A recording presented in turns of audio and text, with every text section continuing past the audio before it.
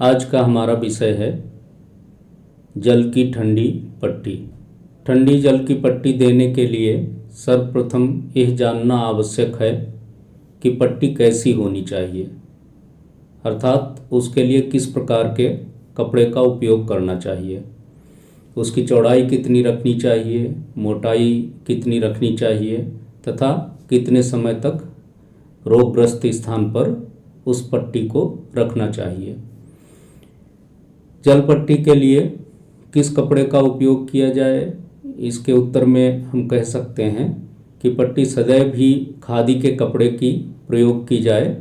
इसका कारण ये है कि खादी में जल को सोखने व उसे अधिक देर तक रोके रखने की क्षमता होती है। अन्य कपड़ों में यह गुण अपेक्षाकृत कम होता है, जिससे बार बार पट्टी बदलना या गीला करना पड़ता है। पट्टी बनाने के लिए घरेलू उपयोग की वस्तुओं जैसे खादी की धोती, पलंग की चादर आदि का प्रयोग किया जा सकता है। पट्टी की चौड़ाई इतनी होनी चाहिए कि वो रोगी अंग के अलावा भी काफ़ी स्थान घेर सके। जैसे यदि कूहनी पर पट्टी लगानी है तो कुछ हिस्सा कूहनी से नीचे व कुछ हिस्सा कूहनी से ऊपर ही रहना चाहिए। अंग विशेष के आधार पर चौड़ाई होनी चाहिए। पट्टी की मोटाई के लिए कोई कड़ा नियम या माप नहीं है, परंतु सुविधा और उसके उचित प्रभाव के लिए पट्टी कम से कम आधा से पौन इंच तक मोटा रखना चाहिए। इसका सीधा सा लाभ ये है कि पट्टी मोटी होने के कारण जल्दी से सूखती नहीं है और लगभग आधा घंटा तक चल जाती है। उसके बाद ही पट्टी बदली या फिर उसी को फिर से गीला किया जाता है।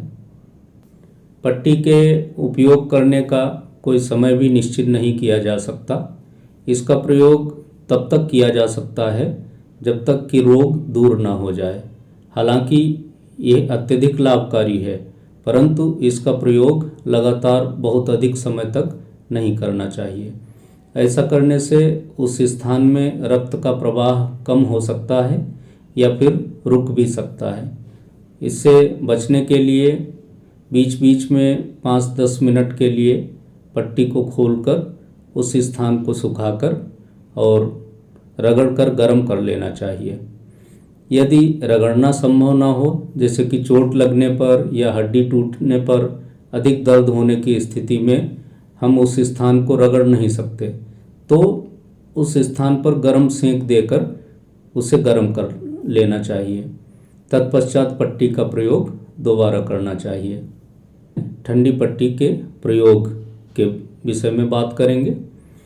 इस पट्टी का प्रयोग प्रत्येक दर्द, जलन, तपकन, सोथ, चोट, ज्वर, जहरीले जानवरों के काटने, मधुमक्खी या ततैया के डंक मारने पर, हड्डी टूटने पर, मोच आने तथा फोड़े आदि पर इसका प्रयोग लाभ के साथ किया जा सकता है।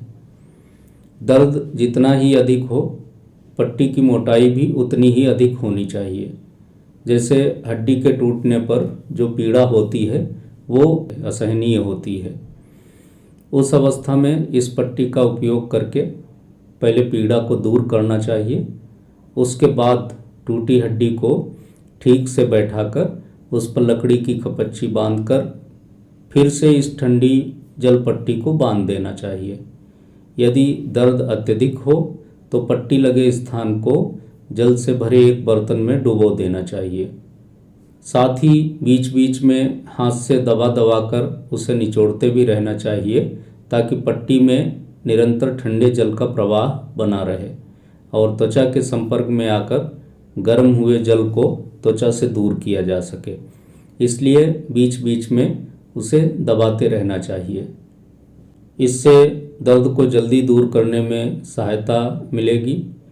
जब दर्द बहुत अधिक हो तो अधिक ठंडा जल प्रयोग में लाना चाहिए, परंतु कभी कभी ठंडे से ठंडा जल प्रयोग करने पर भी दर्द में कमी नहीं आती है, तो ऐसी स्थिति में पट्टी को निकालकर पुनः पूरे अंग पर लगाना चाहिए।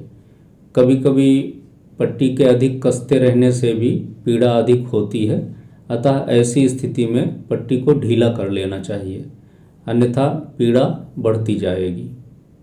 इस प्रकार पट्टी बांधकर हर आधे घंटे में उसे पानी से तर करते रहना चाहिए।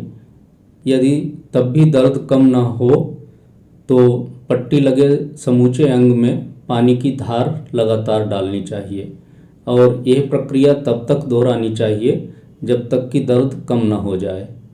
ऐसे करने से निश्चय ही दर्द ठीक हो जाता है। बस इस बात का ध्यान रहे कि जल की धार केवल दर्द वाले स्थान पर ही न पड़कर पूरे अंग पर पड़े। यदि तब भी किसी कारणवश दर्द कम न हो तो गर्म तथा ठंडा जल बारी बारी से प्रयोग करने पर दर्द अवश्य चला जाएगा। यद्यपि ठंडी जल पट्टी अत्यधिक लाभकारी है, परंतु जैसा कि पहले भी बताया है कि इसका प्रयोग लंबे समय तक लगातार नहीं करना चाहिए, क्योंकि इससे रक्त प्रवाह के रुकने से अंग सुन्न पड़ जाने की संभावना रहती है। इसलिए बीच बीच में उस अंग को रगड़कर गर्म कर लेना चाहिए या गर्म सेक से उसे गर्म कर देना चाहिए। ठंडी जल पट्टी का प्रयोग खुले जख्म पर भी किया जा सकता है, किंतु इसमें थोड़ी सावधानी अपेक्षित है। इसके लिए पहले जख्म पर नारियल या अन्य मीठे तेल से भीगा साफ सूती वस्त्र का टुकड़ा रख देना चाहिए। चोट लगने की अवस्था में यदि रक्त बहना बंद न हो रहा हो तो भी इसका प्रयोग लाभ के साथ किया जा सकता है। इससे रक्त का बहना शीघ्र ही बंद हो जाता है।